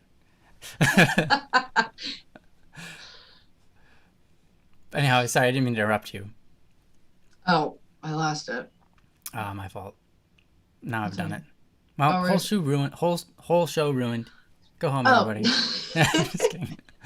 No, no, I was just basically kind of going on a tangent there about just how it's affected me, just being able to get those nice, compliments and everything. Because for a while, at one point, I had gained 80 pounds and I just felt really bad about myself. I felt really negative about myself. And I when I was younger, I used to get a lot more compliments and stuff like that. And I started to kind of not like myself. So I would always just kind of walk around with like a shield, I guess. Mm-hmm. And and then I started to realize like I can love myself again and start, and then just one person, even if it was just this homeless guy at the gas station when I lived in Flint, and he would just say like, "Hey, you looking good." I'm like, "I'll take it. I love it." I don't care. Anybody saying something nice about you, it just changes your whole that changes your whole day. And Mm-hmm. I love that. And knowing that now, it makes me want to do that more for other people. Whether it's lady noticed my car, which is rusting out the bottom, by the way, but it's my old car. I've had it for a long time, but yeah, it's rusted out on the bottom, and she's like, "I love your blue car. That's really cool." So, and that made me feel good. Just anything simple. So, yeah, Yeah. that yeah. Yeah, I really like that. It's funny when you compliment someone on their shirt, or if you get complimented on your shirt, or pants or shoes or anything on your person. Maybe it's your face, whatever it is. You walk around that whole day going, "Yeah, I'm wearing this, and it looks good," and you feel a lot more confident, right? And so to be able to do that for people is awesome. Now, that said, I definitely do want to bring point to what Rachel said. She said, "As a social butterfly, I found that sometimes when you're nice, people sometimes latch onto you in an unhealthy way. So be friendly, but in a safe and careful way." So that is true. I've had that experience many, many times. And at those scenarios, it's important to be able to have control over your own life, um, and recognize when someone else is doing that. When someone is attached to you in an unhealthy way because you were nice to them, it's an interesting to navigate. It's tough because you don't want to hurt them, but at the same time, you don't want to get hurt, um, and you don't want them to hurt themselves because they don't recognize that that it's not healthy what they're doing, right? And so that is a really tough thing to navigate, and I think that's a whole topic of its own. But as for school shootings, because that's a major topic, yeah, it's I think that just being nice really helps people out. But again, if there's already a threat, how do you deal with it? Well, if you're daring like me and most of the population, you just go to school because it's like, meh, we've had many of these before. But as we know, they actually can happen. So if you have any sort of inkling, if you have any sort of fear that maybe it's going to happen, I would definitely stay home because there's nothing wrong with going home. And the school does what it does. The school tries to make sure that it doesn't happen. Most of the time, school shootings and bombings, not that there's really been many, but usually shootings. Anyways, school shootings and bombings don't tend to happen when there's a threat. They tend to happen when there's not a threat, right? Because if someone wants to kill people, they're not going to let people know before they do it. That would be stupid, right? Just think about that. The logical approach is if you want to kill someone, you don't tell them, "Hey, I'm going to try to kill you, so find out how to protect yourself." No, that's if you want to, threat and have power in the scenario. Threats are only exist so that you have power over a scenario. People who make threats, they don't want to do the threats. They're making a threat because they want to have power over the scenario. People threat the school because they want to stay home from school, right? Mission accomplished usually. So it shows, hey, that actually works. That's power. Then, if it's like our school, you get threat after threat after threat. The school just says, "No, you're not going to have that power over us. Stop making threats." Because then the school's showing it has the authority in that scenario. Like, yeah, you can make a threat if you want. We're not going to buy it. We call your bluff, and you don't have power over us. We're continuing our school program, right? And so threats are really only a fight over power, right? When you're a parent and you have a child, sometimes you make threats like against your child, like, don't do that or I will spank you. It's to show and it's to get authority and to make them listen to you and have that power. Then, if they disobey, you spank them, right? Or whatever the threat was. You'll take away their sucker, whatever it is, right? And then you show them, hey, look, I am the boss here. So, usually at a school shooting, it doesn't happen like that. At a real school shooting, usually there's no threat beforehand because the person is there to shoot people. Period. And it's usually by people who are just absolutely messed up in the brain.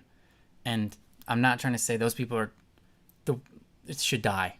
I'm just saying those people aren't right in the head, right? And that's not really their fault. Sometimes that's just how it is. Sometimes it is their fault, but a lot of times it's not. They have a very wrong viewpoint of the world. And it's not them who gave them that viewpoint. It's the world that gave them that viewpoint, or their parents, or, whatever. Or they've come to that conclusion and it's just wrong and they need someone to help them. So the best thing you can do is help people around you, right? It comes back to that. If you want to create a society where there's less threats, or create a society where there's less shootings, then be the best person you can be, but be that person outwards, not just inwards, right? We can be great people, but not do anything for people to be influenced by us. We need to be great people and influence others by our actions. Like this show, Don't Worry Wednesday. It's not a big deal. We get on here and we talk, but we make an impact, right? And we help people change the way they perceive the world, little by little. And not because we want to shape you like us, because we're learning too, and we're just sharing what we're learning, and sometimes we're wrong, and that's okay. But right. We're spreading positivity. We're showing love, and love is important. And love is what really stops that whole thing from happening. But it's hard to just, get on that without by nature. We actually have to try. We actually have to exert ourselves into the world. We can be great people, but we have to be great people to other people so that they can experience that and they can get on board and start loving each other better. And that's how you fix the world. That's it. That was good. Yeah.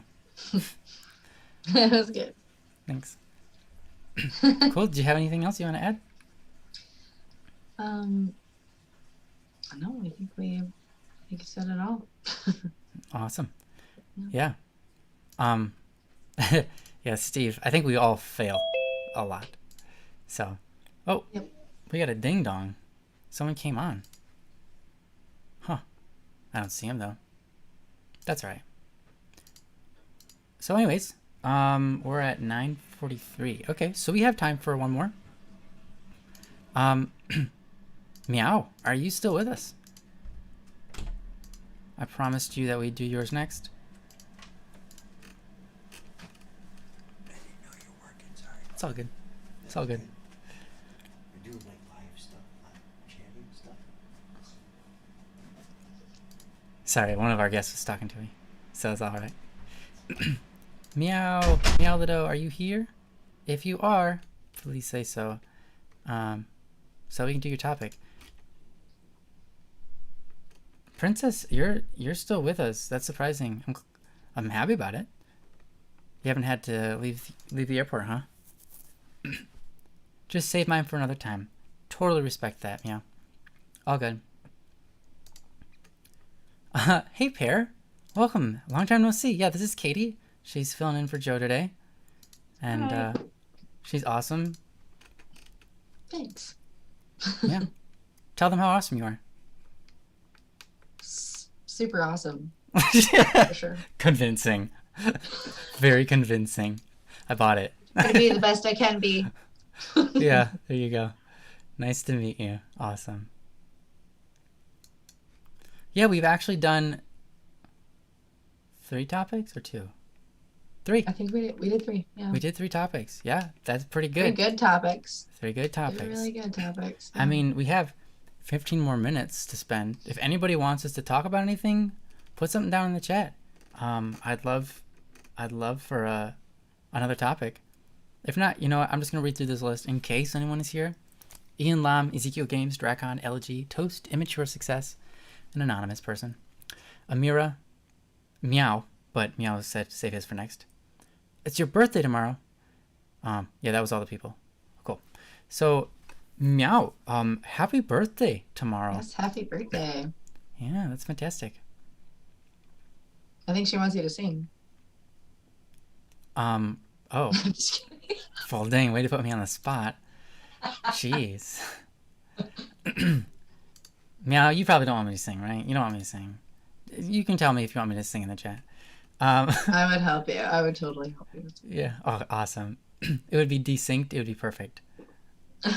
It'd be like happy birthday day. I know. That's kind of what's going on. Awesome. Oh, Of Gabriel, course, fuck. Steven. Just to answer your question, why hasn't there been much advertising for my collaborative song I just put out? I plan to release a video soon, and then at that point, it'll be known. It just the way that things came out in a certain order, it was just a little bit awkward. But yeah, there's a new song if anybody wants to listen to it. It's called Nightmares, and I had Lily Pichu with me on that one, so that was really cool. Well, Meow, you asked us to reserve yours for next time. Oh, you mean it's up to me whether I want to sing or not? I see. All right, I'll sing for you. I'll sing for you. If you want to sing along, go for it. But it'll sound like it's totally good. I would appreciate if you sang along. I will sing. Cool. For All right. Meow. Happy birthday to you. Happy birthday to you. Happy birthday, dear Meowlito. Happy birthday to you. Okay, there you go. Yay! Excelente. My high range, I didn't want to go. I'm drinking basically, it's chai latte and it's got a lot of milk in it. And if you guys know anything about drinking milk and singing, they don't go together. I think you sounded wonderful. Oh, well, thank you. And so did you, by the way. Thanks. Do you sing in like church or anything? Do you had choir or anything like that? Yeah, I was a worship pastor. Awesome. Yeah. Yeah, that's cool. But yeah, I haven't in a while. So, but I love to sing. So Yeah. I do. Yeah. I mean, singing is awesome. It's fun. It's enjoyable. I mean, That's my release. Yeah. So, yeah. Thanks for having a birthday, Meow. Thanks for having a birthday. We got our release, and now we can be happy. Otherwise, we'd be very frustrated right now. Yeah, the video's coming. It's already done. I'm just waiting for Lily Pichu, though. I think she said that I can just post it whenever, so I might post it tomorrow. So chances are I will. So you guys can expect a video tomorrow. Yes, Sky Lanterns is a birthday song. It was for someone. Yeah. Well, cool. It looks like we don't really have any more topics for the now. Meow wants his reserved for next time, so I will allow that, absolutely. Yeah. I guess one last call. Does anybody have a topic you want us to talk about? It doesn't have to be a problem, but, maybe you just experienced a death in the family. Maybe you're, having a hard time getting your homework done. You're trying to figure out what are better ways to study or better ways to stop procrastinating or to get into doing your work. Maybe you're not experiencing work as a joyful experience and you're looking to how to make your work more enjoyable. Maybe you're looking for a job, and you want some advice on how to get a job, how to do an interview. There's all sorts of different topics. Favorite type of dumpling. There you go. What's your favorite type of dumpling? What's your favorite type of dumpling? I have to think about this one. Rachel, I don't know. I mean, I've had dumplings and soup. Dumpling soup, isn't that a thing? Dumpling soup? Chicken dumpling. Yeah. or turkey dumpling soup, right? Yeah, there you go. Yeah. Yeah, I like Steve's. it's Steve's favorite delicious. dumpling is free. Yeah, well, Yeah, right? You can't go wrong with that one. Well, you could. I've never made him dumplings. Yeah, you never made them? I think I've made No, dumplings I once. no. I made dumplings once. I just got a smoker, so we've been doing everything in the smoker. Nice. It's fun. Nice. I've never really had much smoked food. So, what kind of things you make in it? What kind of things Well, you I smoke made I in made a it? pork shoulder, Okay. and that was really good. But it's also really forgiving, so it was an easy thing to start with. Mm-hmm. And then we actually did a pizza in it because I heard it was really good. Um, it wasn't my fave, but it was okay. Yeah. I don't think that I would do it again. It just Oh, had a okay. weird aftertaste, Yeah. but I've heard some people make it really good. And then we made some chicken wings. We did that. Those were amazing. They Nice. were really good. I have to say, it's So, always fun to get a new tool in the kitchen that you can cook with because it allows for you to like explore and create new recipes or learn new recipes. It's a lot of fun. yeah, I love to cook, and I love to cook with charcoal. I love to cook on the grill and make Nice. different things and fancy dinners. I'm a Yeah. foodie, so I You're a like to do foodie. That's awesome though. And you like that. to cook. Yeah. You're a foodie who likes to cook, not a foodie who just likes to consume. Yes, no, I love to That's cook. that's good. Yeah, Yeah. cooking is a great sport.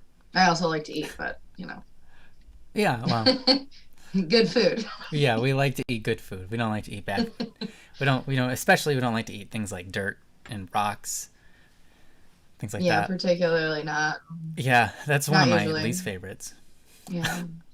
Light bulbs, I mean, those aren't too bad. Yeah. I know someone ate one once. Anyways, looks like we do have a topic. Um, oh, thanks, Nicholas. You're awesome. We appreciate you being here, and we appreciate your appreciation for us. Um, so Sole says, "What even is home when you have homework?" Awesomely said. When I'm at home and have homework, am I at home or am I at work? You're working at home. Yeah, we're no. Um, yeah. So that you said you had a topic that is the homework one. Yeah, is literally a topic. Are you struggling with homework? Um, so I even have noticed that I often do better on exams when I skip the homework because the amount of stress that homework brings with it. Man, can I ever relate to that? um, I used to not do very well at tests. This is an honest experience, and I don't recommend it for anybody.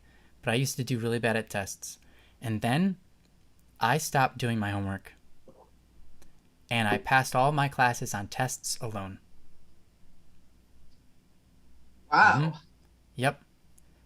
I stopped pretty much. I did the only homework I did was the homework I could get done in that class before it ended and before it started. If I got to class early, I would do a little bit, but that was the only homework I do. And then I would go home and I would never do my homework, and I would ace every test I got. Wow. Yeah, really, So did you really have weird. like a good grade average then? No, it's terrible. Oh. Because I aced all my I'm like, whoa, how did you homework. score like Homework is 150%? Yeah, no, homework is supposed to be like 60% of my grade. So Yeah. I got a lot of C's. But I passed, right? And that's all that mattered to me. I didn't care if I got a good grade. I just wanted to pass. Yeah. Actually, I didn't. I just wanted to get out of school, to be honest, because I I feel hated it. that. Yeah. So when I was out of school, I didn't do school, and I did really well on my tests after I stopped doing my homework. So I relate to that, and I think that I don't know. Homework doesn't help me. If I can just actually listen in class and hear them, that helps. But I'll tell you, everybody's different. The reason they have homework is because there are some kids who benefit from study. And actually, there's a lot of people. Everybody benefits from study, but how you study is different, right? Sometimes homework for someone is the best way to study because it's doing by example. Teachers want you to learn it through example, right? That's how we learn most things. It's through example and through action. And so they send us with homework so that we can do it and learn it by example. The problem is then you're at home, and that's not an environment for doing work, right? It's just not. It's not a good environment. You know, when you get home, you've got all these chores sometimes. You know, each family's different, but sometimes you get home, you got all these chores. You've got all of these different temptations, like distractions and things. You've got your siblings to deal with. You've got mom and dad, and they've got their things, and you got to deal with that too. Home is not a place designed for you to learn. Home is a place designed for the family. So it can be really hard. Personally, I think that homework should be destroyed. And we should learn everything in school. But that doesn't mean that's the best way. Yeah, some schools have give you time to do your homework at school. But yeah.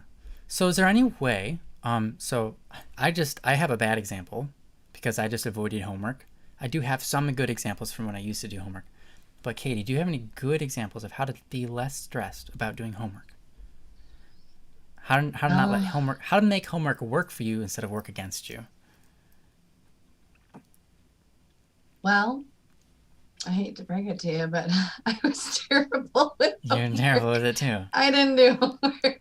Yeah. Yeah, I wasn't great in school. I guess when I got to my college classes, it was a little bit better, but I had to find a space to be away. A lot of times I was doing an internship at the church that I was going to, and I had a room that I could go to quiet, and I also had people to help me because I needed the tutoring and the extra help to catch on to those things. So as far as high school and stuff like that, I wasn't there. I didn't. Yeah. Why was college different? I think it was different because I chose to go, and I had I know why I wanted to, and I was studying something that I was interested in.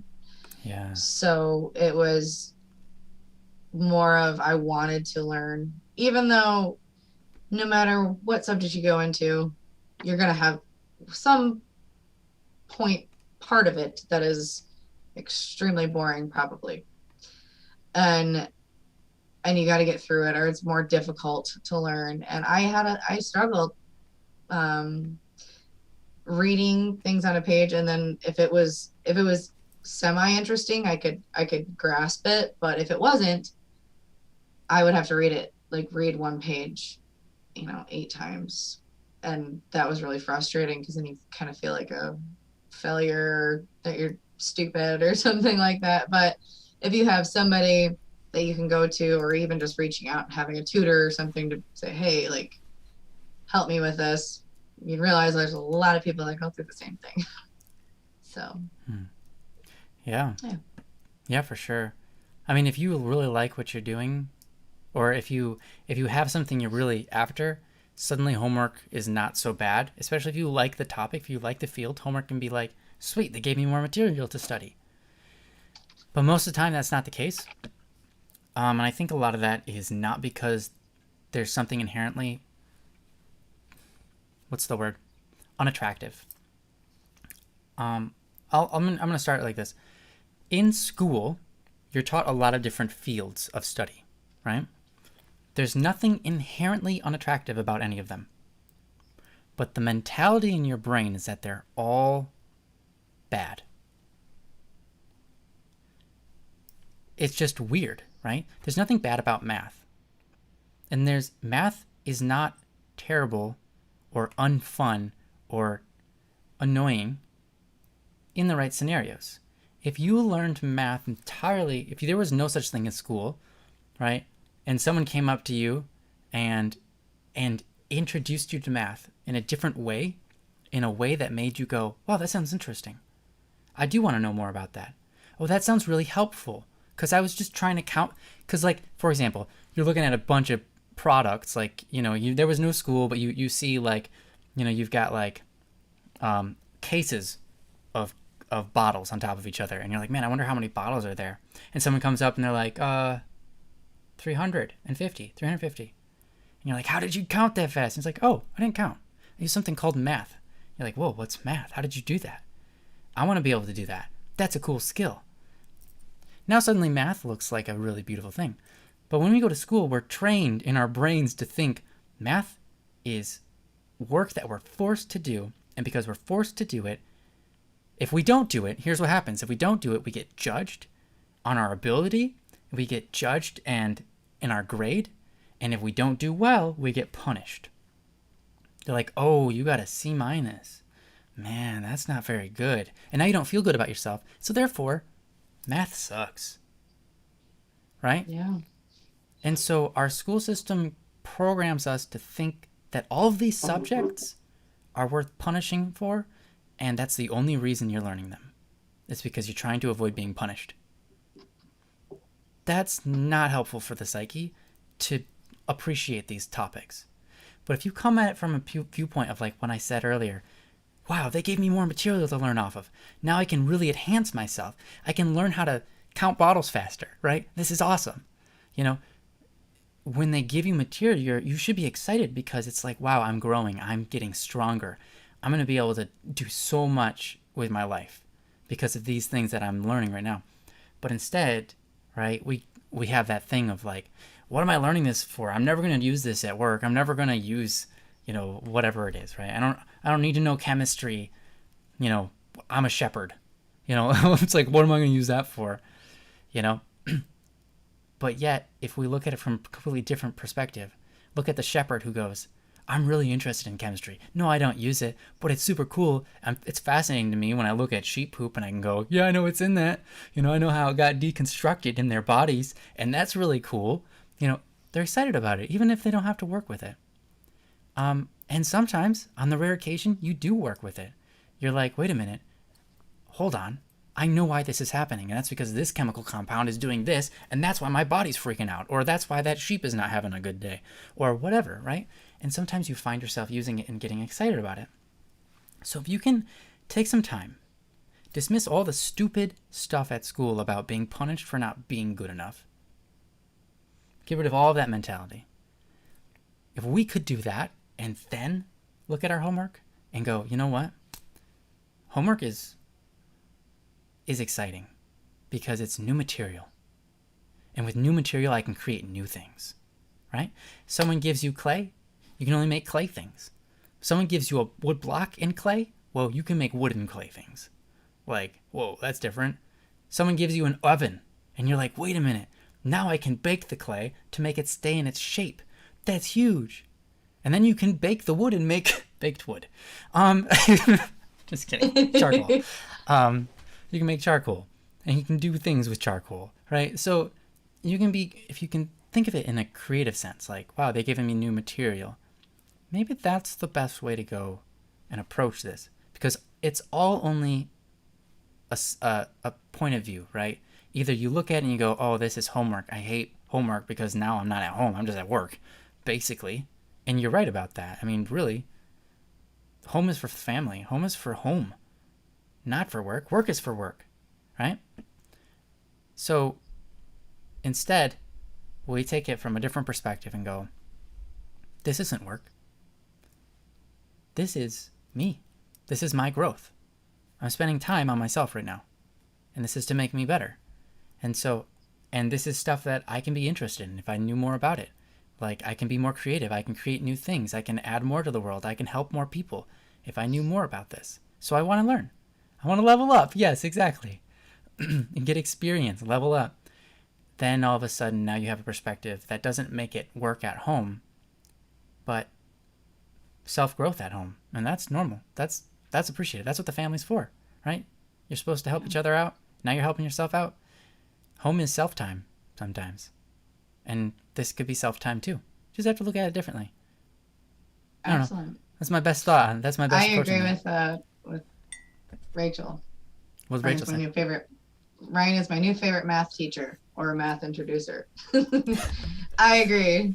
You made math sound fun. Yeah, thanks. I appreciate it. My brother is a mathematical genius, so Yeah. I didn't like math. That's growing so up. true though. To think about it in a different perspective. I like that. Yeah. Yeah, I used to not like math, but then when I started getting into coding, when I was coding my own video game stuff, I was like, I need math for this? I'm making my own math problems up. Now I'm in the seat. I'm in the driver's seat, and I get to create these new formulas. And it was fun because it's silly. I'd create these huge, elaborate math problems because, like, I wanted, for example, a character to level up, and I wanted him to have a certain amount of, like, ability at this point. But I wanted a certain amount of ability at this halfway point, and I wanted a certain amount of ability at the starting point. So I had to create a math problem for how to navigate that all. And then I made it, and it was this huge math problem. And I take it to my brother, and I'm like, look what I created. Look how I solved this equation. This is cool. This is how I manipulated the math so that the character would grow at this rate. Isn't that cool? And he's like, that is cool, Ryan. Except, let me take your math formula and help you out a bit. Because it's super long. And did you know you could do that same formula in like 4 steps instead of 20? I was like, really? And so he'd take it, and he's, with his mathematical geniusness, he'd take the problem and go, all right, here's a new math thing. It does the same thing, except for it's a lot shorter and a lot easier for the computer to calculate. And I'm like, cool, I'll plug that one in. And so it was fun. It was fun, right? Doing homework wasn't fun because I was forced to, and if I didn't, I would get bad reputation. What the heck is that? That's stupid. That's not exciting. That's just stupid. That's learning through fear rather than learning through excitement. So we need to just take our minds and go, shut up with all the stupid fear stuff. I'm going to do it because I like it. I'm going to do it because I'm interested. Not because you say so. And then go at it with that attitude, and hopefully that helps. Yeah, absolutely. Yeah. Cool. Well, any final words? Any last words? Hopefully they're not my last. Yeah. Well, it was a lot of fun. I'm glad that I got to join you all, and I hope I said something helpful. Oh, you definitely did. It was great to be here with you all. Yeah, thank you so much, Kitty. You did a phenomenal job. It was wonderful having you. It was wonderful to have your perspective. We always have Joe and I, and we have similar perspectives. Well, I can't talk anymore. We have similar perspectives on a lot of things, and it's good to have someone in here who has a different upbringing, who has a different, different experiences, different perspectives on things, because that really just adds to the fire. Yeah. It makes it great. Yeah, I'm glad to be here. Thank you. Yeah, thank you so much. You're awesome. You have a great attitude. So we appreciate you having you here. And thank you everybody in the chat for pitching in as well. Awesome comments, great advice. You guys are amazing. Wouldn't be nearly half as awesome of a show without you guys. Thank you for all the topics, and we hope to see you next Wednesday. And everything should be back to its normal schedule. Princess will be back here, be able to read, and Joe should be back as well.